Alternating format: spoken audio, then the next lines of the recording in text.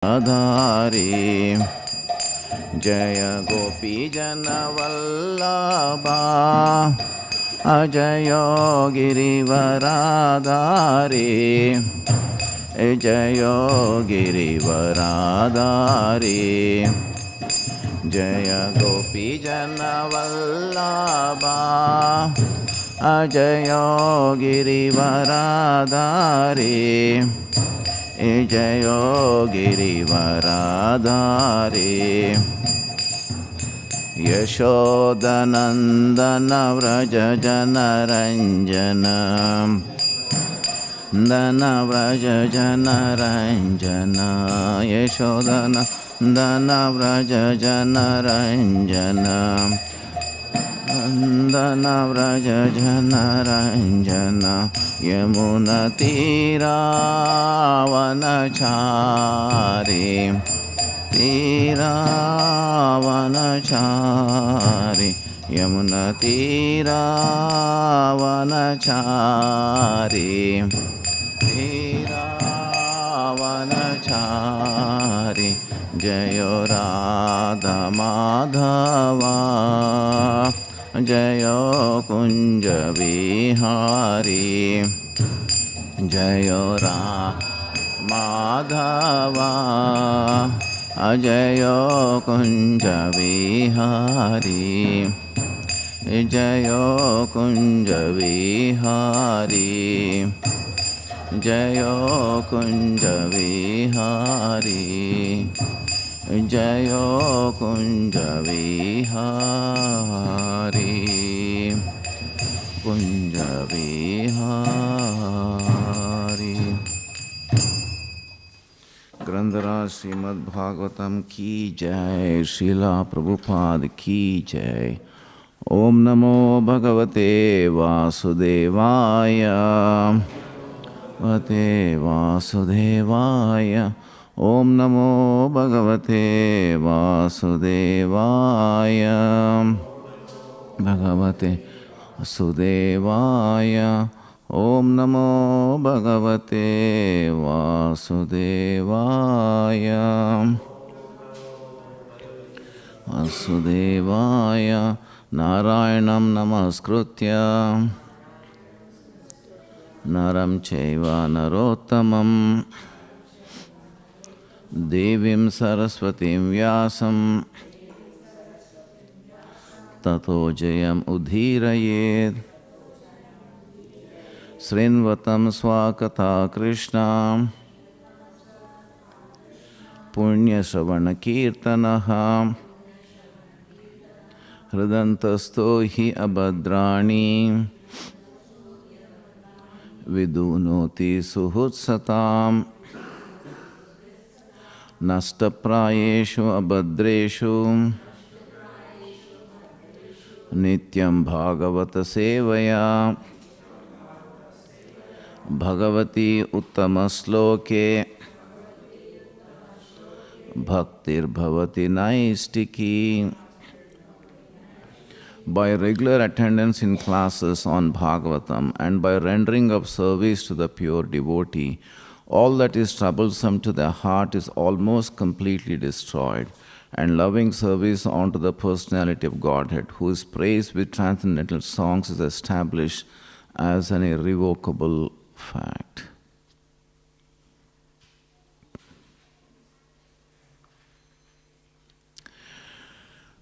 So today's verse, a couple of verses maybe. Canto 6, Prescribed Duties for Mankind. Chapter 16, King Chitraketu meets the Supreme Lord. Text number 11. Nadatta atmahi gunam Nadatta atmahi gunam Nadosham na kriyaphalam Nadosham na kriyaphalam Udasinavad asinaha Udasinavad asinaha Paravaradrig Ishvaraha. Paravaradrig Ishvaraha. Nadatta Atmahi Gunam. Nadosham na kriyaphalam. Udasinavad asinaha.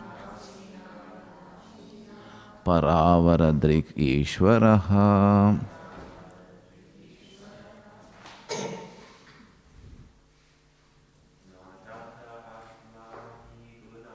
Nadatta Atmahi Gunam. Nadosham na kriyaphalam. Udasinavad asinaha. Paravaradrig Ishvaraha. Nadatta Atmahi Gunam. Nadosham na kriyaphalam.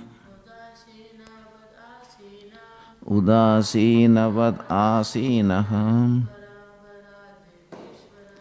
Paravaradrig Ishvaraha.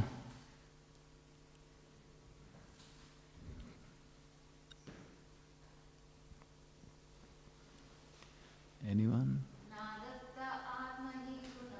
Nadatta Atmahi Gunam. Nadosham na kriyaphalam. Udasinavad asinaha. Paravaradrig Ishvaraha. Nadatta Atmahi Gunam. Nadosham na kriyaphalam. Udasinavad asina. Paravaradrig Ishvaraha. Nadatta Atmahi Gunam. Nadosham na kriyaphalam. Udasinavad asinaha. Paravaradrig Ishvaraha. Word to word meaning by Srila Prabhupada ki jai. Na, not, adatte, accepts, Atma, the Supreme Lord, He, indeed, Gunam, happiness, na, not, dosham, unhappiness, na, nor, kriyaphalam, the result of any fruitive activity. Udasinavat, exactly like a neutral man. Asinaham, sitting in the core of the heart. Paravaradrik, seeing the cause and effect. Ishvaraha, the Supreme Lord. Translation by His Divine Grace Srila Prabhupada ki jai. The Supreme Lord, Atma, the creator of cause and effect, does not accept the happiness and distress that result from fruitive actions. He is completely independent of having to accept a material body. And because he has no material body, he is always neutral. The living entities, being part and parcel of the Lord, possess his qualities in a minute quantity. Therefore, one should not be affected by lamentation. Purport by Srila Prabhupada ki jai. The conditioned soul has friends and enemies. The conditioned soul has friends and enemies. He is affected by the good qualities and the faults of his position. The Supreme Lord, however, is always transcendental. Because he is the Ishvara, the Supreme Controller, he is not affected by duality. It may therefore be said that he sits in the core of everyone's heart as a neutral witness of the causes and effects of one's activities, good and bad. We should also understand that udasina, neutral, does not mean that he takes no action. Rather, it means that he is not personally affected. For example, a court judge is neutral when two opposing parties appear before him, but he still takes action as the case warrants. To become completely neutral, indifferent to material activities, we should simply seek shelter at the lotus feet of the Supreme Neutral Person. Maharaja Chitraketu was advised that remaining neutral in such trying circumstances as the death of one's son is impossible. Nevertheless, since the Lord knows how to adjust everything, the best course is to depend upon Him and do one's duty in devotional service to the Lord. In all circumstances, one should be undisturbed by duality. As stated in Bhagavad Gita, karmanyeva adhikaraste ma phaleshu kadachana ma karma phala heturbur ma te sangasto akarmani. You have a right to perform your prescribed duty, but you are not entitled to the fruits of action. Never consider yourself to be the cause of the results of your activities, and never be attached to not doing your duty. One should execute one's devotional duty, and for the results of one's action, one should depend upon the Supreme Personality of Godhead. We'll read the next one or two verses as well. Sri Badarainir Uvacha iti udhirya gato jivo jnatastasya tada vismita mumucho sokam chitvatma sneha srinkalam. Sri Sukadeva Goswami continued, when the conditioned soul in the form of Maharaj Chitraketu's son had spoken in this way and then left, Chitraketu and other relatives of the dead son were all astonished. Thus they cut off the shackles of their affection, which was due to their relationship with him, and gave up their lamentation. Next, verse 13. Nirhitya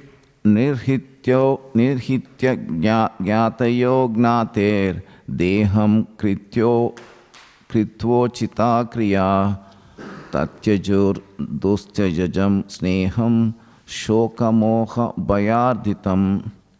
After relatives had discharged their duties by performing the proper funeral ceremonies and burning the dead child's body, they gave up the affection that leads to illusion, lamentation, fear, and pain.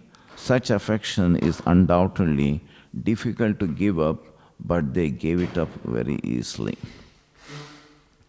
Om Ajnana Timirandasya Jnananjana Shalakaya Chakshur Unmilitam Yena Tasmai Sri Gurave Namaha Sri Chaitanya Manobhistam Stapitam Yena Bhutale Swayam Rupa Kadamahyam Dadati Swapadantikam Vandeham Sri Guru Sri Yuta Padakamalam Sri Gurun Vaishnavamscha Sri Rupam Sagrajatam Sahagana Raghunathanvitam Tam Sajivam Sadvaitam Savadutam Parijana Sahitam Krishna Chaitanya Devam Sri Radha Krishna Padan Sahagana Lalita Sri Vishakhanvitamscha Mukam Karoti Vachalam Pangam Langayate Girim Yatratamaham Vande Paramananda Madhavam.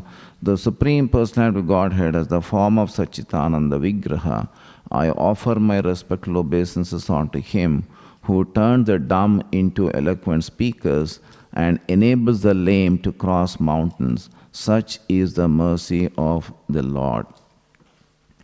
He Krishna Karuna Sindhu Dinabandho Jagatpate Gopesha Gopika Kanta Radha Kanta Namostute Tapta Kanchana Gaurangi Radhe Vrindhavaneshwari Vrishabhanusute Devi Pranamami Hari Priye Vanchakalpatarobhyascha kripa sindubhya eva cha patitanam pavanebhyo vaishnavebhyo namo namaha. Sri Krishna Chaitanya Prabhu Nityananda Sri Advaita Gadadhar Shivasadi Gaura Bhaktarinda. Hare Krishna Krishna Krishna Hare Hare, Hare Rama Rama Rama Hare Hare.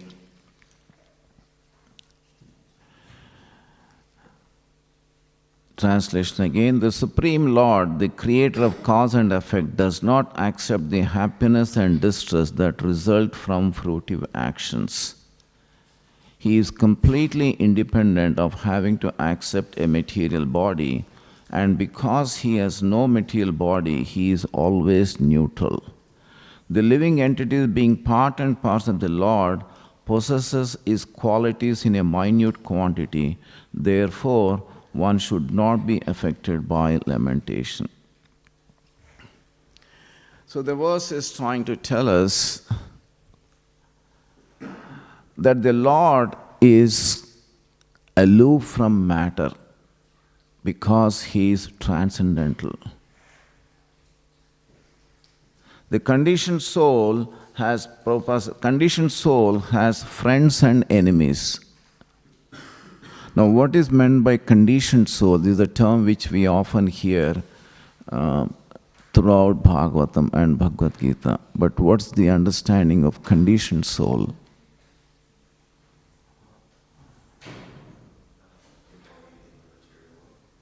Body in the material world. Yeah. Something more than that? It is conditioned to? Yeah, material miseries, somewhat more.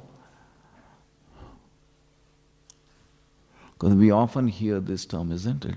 Conditioned soul, conditioned soul. But what does it actually mean? In Surrender Unto Me, Burjana Prabhu says that the conditioned soul means that he is tiny and controlled. He is tiny and controlled. So that's the meaning of conditioned soul. So he is tiny and is controlled. So the condition, therefore, we have a choice either to be controlled by the Lord's internal energy or the Lord's external energy. So here, the conditioned soul has friends and enemies. When the soul comes under contact or becomes conditioned, then he is under the control of the external energy, which means that he is subjected to the duality. And in that duality, he experiences friends and enemies. Someone who is favorable to you, he is your friend, and someone who is not favorable, he becomes your enemy. Someone who causes trouble to you, he becomes your enemy. Someone who is helping you, you think that he is your friend. But someone who is on the spiritual platform does not see this duality because he is not under the control of the material nature. It's easier said than done being in the material world. I can give my own example. Two of the devotees with whom I've been having long relationship have caused immense financial losses to me. And although we have been having friendship for such a long time,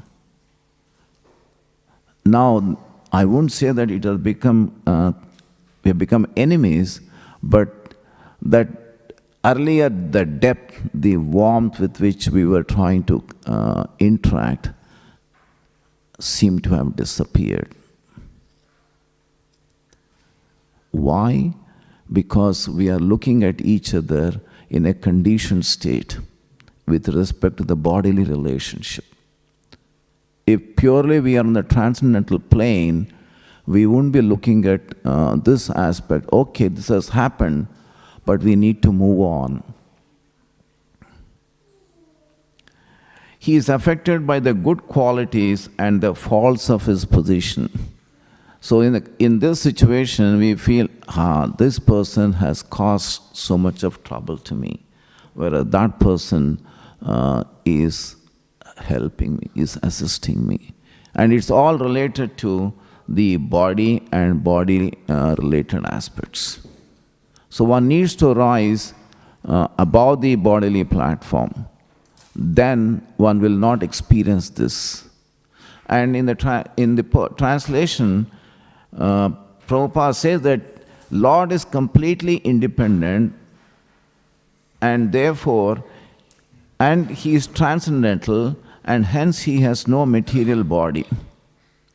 And similarly, the spirit soul, also being part and parcel, possesses this quality that he is transcendental, and he can also be above the body relationship because he is part and parcel of the Lord.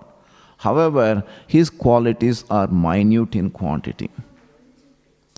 And because we are minute in quantity, and we can be under the control of the material nature, we become subjected to the vagaries of the material nature, or the turbulences which appear in our life. We had a patient in our clinic in Hyderabad, and he married 3 times, and each time he married, he begetted some children.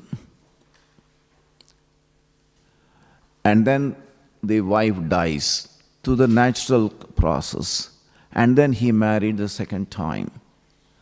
Through her also he had a few kids, and then she died. And then he married a 3rd time. Through her also he had a few kids. In all, through 3 wives, he had 17 children. When he came to our clinic, he was at the age of about 60, around that age. And he was totally dumb, totally lost. Why? Not only he lost his 3 wives, over a period of time, through a natural process, he lost all his 17 children. Can you imagine the tragedy of a person? That he lost 3 wives, and one after the other, he lost all his 17 children. And he became dumb, shocked, and he wouldn't talk to anyone. He withdrew himself completely. And he was brought to our clinic by our another patient. And he said to my father was looking after him, "Doctor, can you do something to this person? Can you give some medicine which can relieve his problem?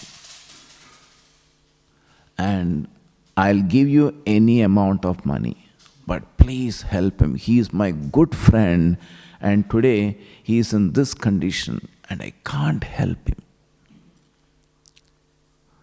Father said, "No medicine can help him in this situation. Because you brought him, I can give some medicine, but be rest assured, it is only some psychological feeling. It's a placebo treatment, but as such, he'll not be pulled out of this mess or this tragedy in his life." How do we apply this situation to him?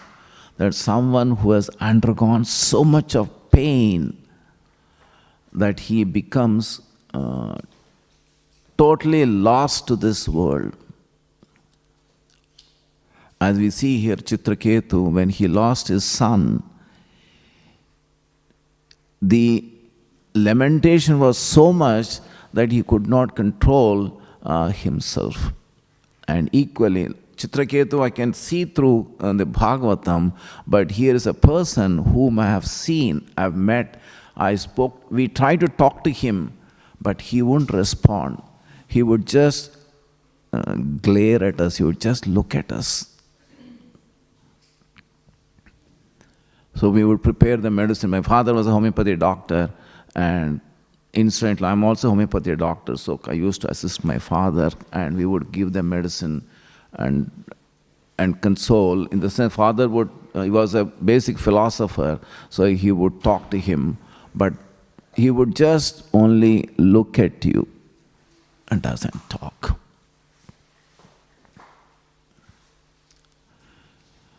Somewhat similar situation I had faced in my life. 1996, February 16th, I lost my father. And when I lost my father was everything to me. Though he was my father, but actually we were good friends. We would talk, we would chit-chat for hours and hours together. And we had commonality in terms of homeopathy. We would go together for walks and talk about the patients and so on. And suddenly, within a week's time, he left his body.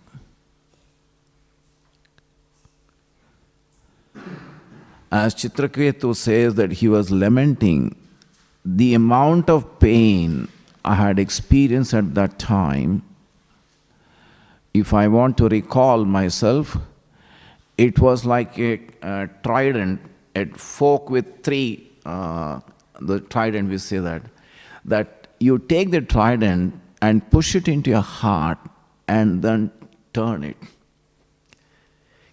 Can you imagine the amount of pain a person experiences? And that was the amount of pain I was experiencing. So that was in 1996, February 16th, and that pain lasted till 99 December. Till 99 December. And when did that pain disappear? The pain disappeared after I completed reading for the first time Bhagavad Gita as it is. When I completed all the chapters of Bhagavad Gita, like a miracle, that pain disappeared. I did not do anything. It just disappeared. But otherwise, from 1996, February 16, till December 99, the pain continued. There were sleepless nights. I wouldn't talk much to anyone. Nighttime, I would see a ghost like appearing from the window. I would just get up like that. But all that disappeared after I read Bhagavad Gita. And it was in 1997, November, we came to Melbourne. And since then, we were coming to temple.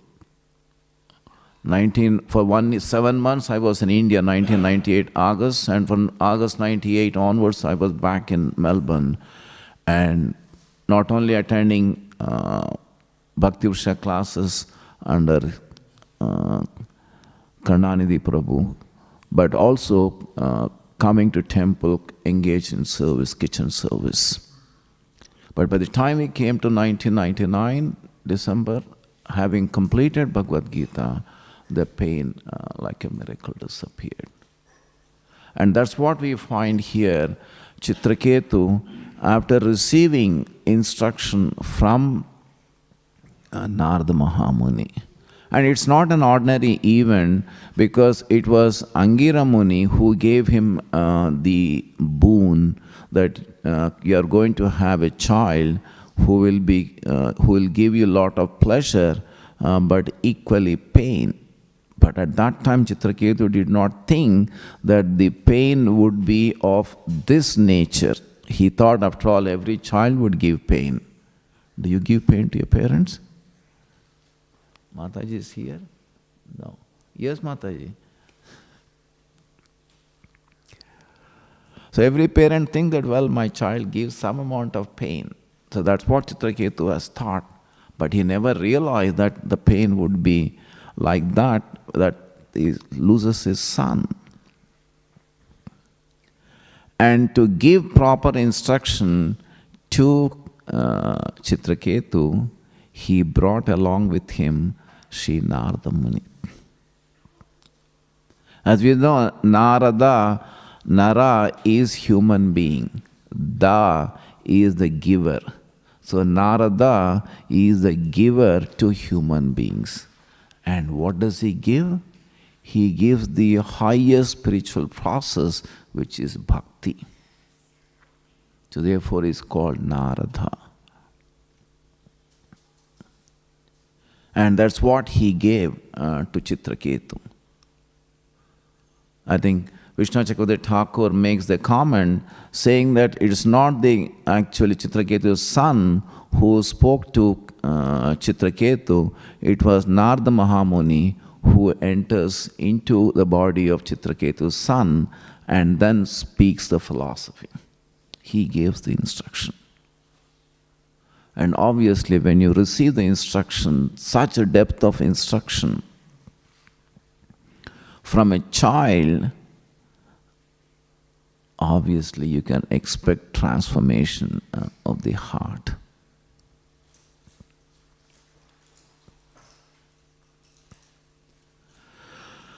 Yeah, so he is Lord, he is the supreme controller, he is not affected by duality.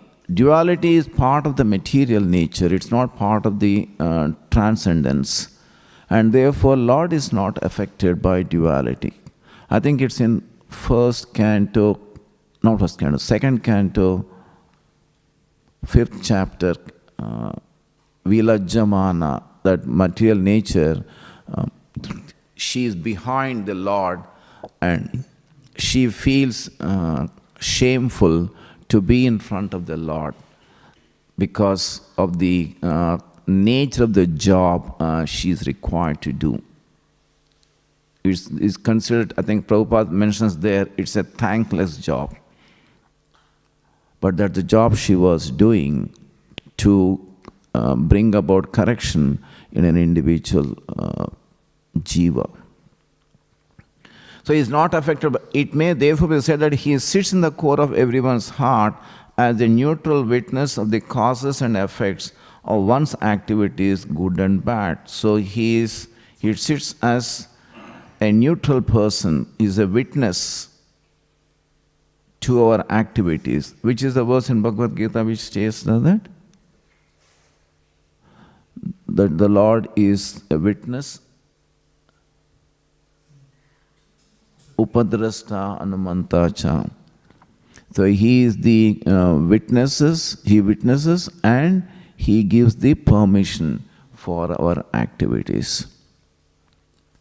And elsewhere it is said that here is the tiny soul and the material nature gives the body, and the body so therefore we are acting through the body. It is not our body, but yet we accrue the karmic reaction. How do we understand this? I am not the body belongs to someone else, and yet I accrue the reaction of that body. And therefore Krishna says that there is not one doer, but there are multiple doers. I think Krishna mentions 5 of them, isn't it? Who are the 5 who are considered to be for any activity to execute? There are 5 aspects to that. Sorry? Yeah, Kshetra, Kshetrajna, that the individual soul, then the super soul, the body, the senses, and the endeavor. So these are the 5 parts. And in that, soul is only one person, that the rest of the 4 does not belong to us, but yet Lord does not accrue any karmic reaction, whereas we get the karmic reaction. And to understand this concept, one of our Bhakti Vriksha members, he illustrated a beautiful example quoting from, I think he heard from a brahmachari in Mumbai temple. He said that you hire a taxi. You tell the taxi person that you want to go from point A to point B. Maybe you wish to go to airport, as an example. And the taxi driver takes you to the airport. You can say that the driver is not yourself, the taxi is not yours, but yet you pay the money to the taxi driver. Why? The driver is not ours, the car is not ours, but yet the passenger has to pay the money to the driver. So similarly, the body is not ours. It's the super soul who's driving the body, but yet the soul has to pay the money because of their desire.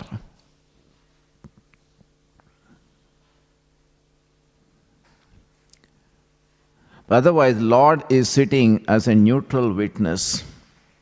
We should also understand that Udasina, neutral, does not mean that he takes no action. Neutrality does not mean that he is not actively involved.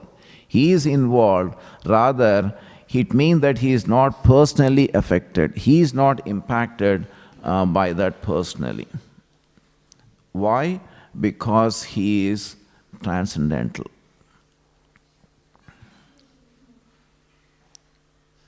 And Prabhupada gives, to drive that point, an example. A court judge is neutral when 2 opposing parties appear before him, but he still takes action as the case warrants. So just as a judge, he takes the action, he is neutral. In fact, one of the judges said that the truth is known only to the persons who are pleading the case. The judge does not know anything. Actually, the judge is being trialed in the judgment. So here we find the judge is neutral, where the 2 opposing parties appear before him, but he still takes an action as the case warrants. So become completely neutral, indifferent material activities, we should simply seek shelter at the lotus feet of the supreme neutral person. So someone who has to become neutral, or if he has to become detached from the material world, then how does it happen? It happens only when we take the shelter of the Supreme Lord's lotus feet. Now there is a subtle difference between the process, because someone asked this question, that detachment is there not only in Krishna consciousness, but it's also there in other processes. Then what's the difference between this process and the process taken by other schools of thought? The simple answer would be that their process is detachment, whereas our process is attachment. Our process is not detachment, our process is attachment. And that's what Srila Prabhupada is saying here. To become completely neutral, indifferent to material activities, we should simply seek shelter at the lotus feet of the supreme neutral person. So the more one becomes attached to the lotus feet of the Lord, the more automatically or spontaneously the persons become detached from matter. And this is our focus. That the more one performs devotional activity, then the more the person becomes detached from matter. He does not have to make any external effort to become detached from matter. He'll become automatically detached from matter. So one can see, or you can say that it's one of the measurements one can see, or you can say one of the metrics one can see. How far a person is detached is known by the fact how much he is attached to the lotus feet of the Lord. And this is our process. So Maharaj Chitraketu was advised that remaining neutral in such trying circumstances, the death of one's son, is impossible. Yeah, that remaining neutral in such trying circumstances, the death of one's son is impossible. We have that saying, Smashana Vairagyam and Prasuti Vairagyam. Smashana Vairagyam is the detachment. Smashanam is when somebody goes to the crematorium and see the dead bodies there, you become automatically detached from matter. And similarly, a mother, after delivering the child, she becomes detached. She says, no more children. Did that happen to you, Mataji? No more kids. But that detachment is temporary. The moment the person comes out of that phase, of that period, then once again the person resorts back to his own or her own activities. But here this detachment is through Krishna consciousness or through the appropriate knowledge one becomes detached. So nevertheless, since the Lord knows how to adjust everything, the best course is to depend upon Him and do one's duty in devotional service to the Lord. So therefore, once we take shelter of the Lord, and we understand that Lord being the Supreme Father, He is my well-wisher and He'll take care of me. And therefore, I need to do my duty. And hence Prabhupada quotes the Bhagavad Gita was Karmanyeva adhikaraste ma phaleshu kadachana ma karma phala heturbhur ma te sangastva karmani. That you have a right to perform your duty, but you are not entitled to the fruits of action. Never consider yourself to be the cause of the results of your activities and never be attached to not doing your duty. One should execute one's devotional duty, and for the results of one's actions, one should depend upon the Supreme Personality of Godhead. So therefore, Baldev Vidyabhushan, quoting on this verse, he says that for any activity we perform, you get two results. One, immediate material result, and two, the transcendental result. So that person is a miser, or that person becomes greedy, who becomes attached to the immediate material result. And when the person becomes attached to the immediate material result, he loses the goal of the transcendental result. And hence, we need to perform our duty, but not be attached to the results of the activity. As a duty, we do that, and therefore, with that as a duty, when we do it, then we become eligible for the transcendental result rather than the material result. And this we find Arjuna in the battlefield of Kurukshetra, he loses his dear son Abhimanyu. And that too not in a fair battle, but in an unfair battle, his son was killed. And Arjuna was lamenting, but his lamentation did not come in the way of his discharging the duty. He took the vow, and he took the vow to kill the opponent who was responsible for his son's death. And hence Prabhupada says that since the Lord knows how to adjust everything, the best course is to depend upon Him and do one's duty in devotional service to the Lord. And that's what Arjuna did. He did his devotional duty to the Lord. And time again we find this aspect being displayed by exalted personalities. On the material platform we find, I don't remember whether it was Sardar Vallabhbhai Patel or Bhulabhai Desai. Anyone has read Freedom at Midnight? You have read Freedom at Midnight, Prabhu? Anyone? Because that's a classical book written by, I don't know who wrote, but it was the 1947 independence, post-independence, the book was written.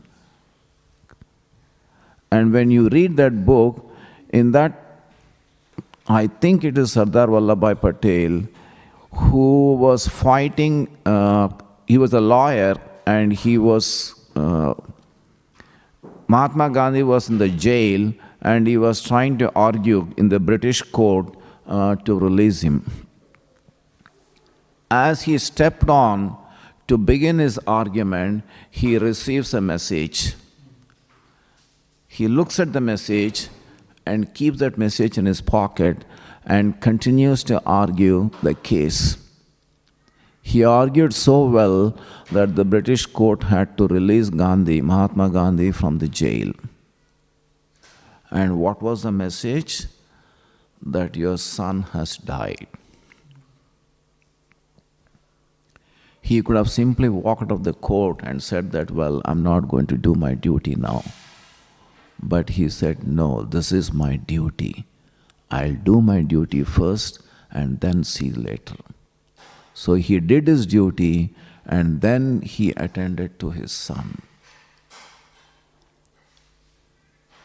So that requires that understanding what is the duty and what is not. And we find a similar situation in Chaitanya Charitamrita.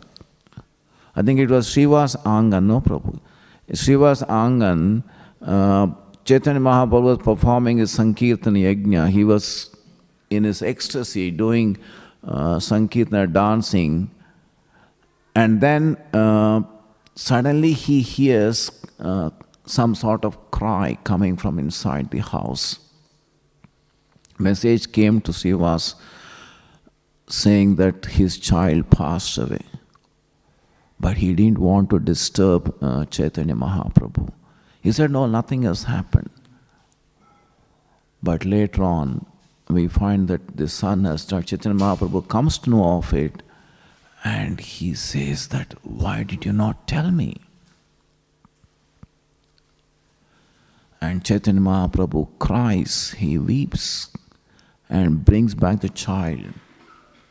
And the child is brought back, similar to instruction being given here to Chitraketu. There also the soul, the child's soul, gives a similar instruction. Which father, which mother, which life? I think Chaitanya Mahaprabhu himself performs the funeral rites. Am I right? Or so what it means is that we can remain neutral, or we can rise above Traigunya Vishaya Veda, above the material nature or the modes, only when we perform devotional activity. Take the shelter of the Lord. And in the process, we get the two things, two children of devotion, bhakti. Who are they? The jnana and vairagya. So the detachment comes and the knowledge comes. And hence, we need to perform the Sankirtana Yajna. And the best yajna we can perform in this age, day and age is Hare Krishna, Krishna Krishna, Hare Hare, Hare Rama, Hare Rama, Rama Rama, Hare Hare.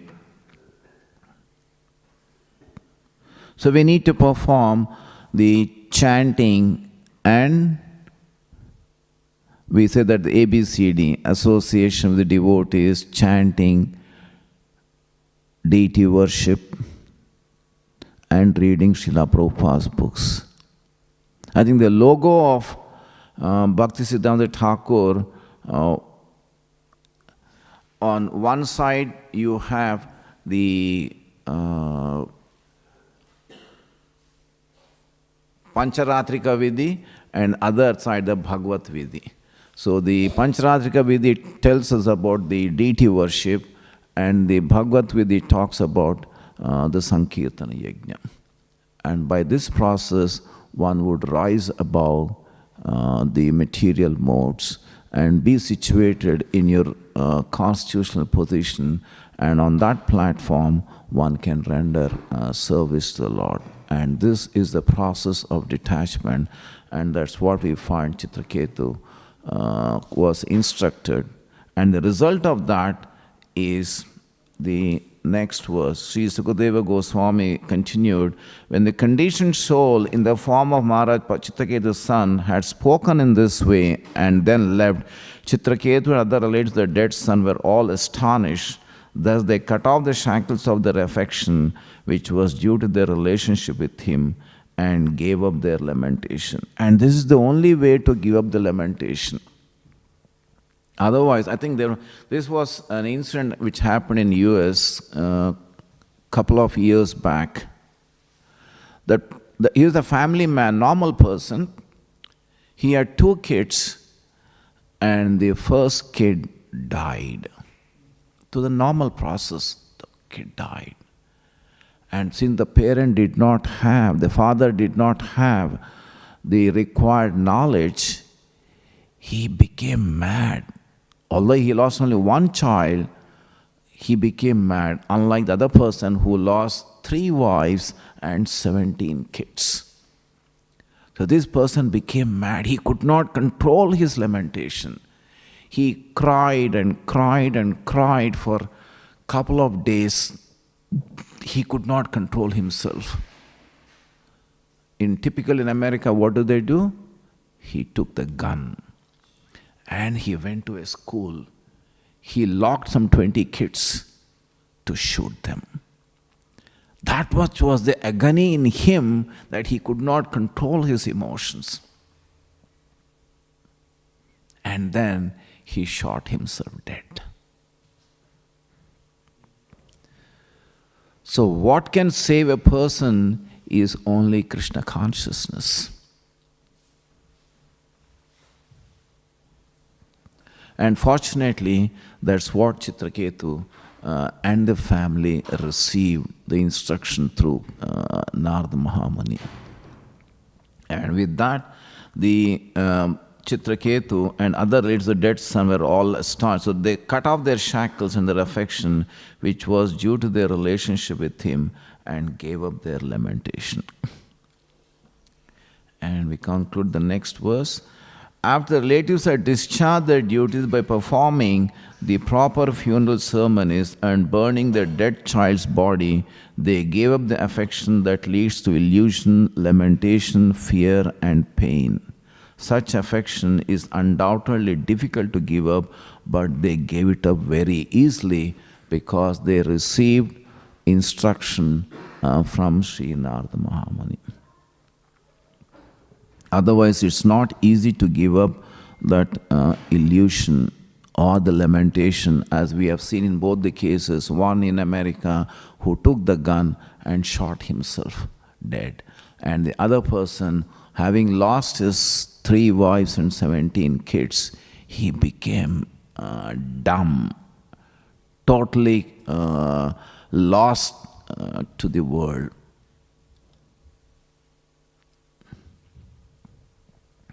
So such affections are undoubtedly difficult to give up, but having received the instruction, the knowledge, and this is the causeless mercy of an exalted devotee like Narada Mahamuni. It was the desire of Narada Mahamuni to liberate Chitraketu, and the Lord's desire follows the desire of a pure devotee. So Lord's desire follows the desire of a pure devotee. So Chitraketu was delivered by Narada Mahamuni because it was delivered by the Lord because it was the desire of Narada Mahamuni. So summarizing these three verses, we can see that the detachment comes from the material world by attaching oneself to the lotus feet of the Lord. One can rise above the three modes of material nature and yet perform one's duty as is desired, giving or taking the shelter of the Supreme Lord. And the desire of a pure devotee or the desire of the Supreme Lord follows the desire of the pure devotee. Yeah, with this, any question, any comment?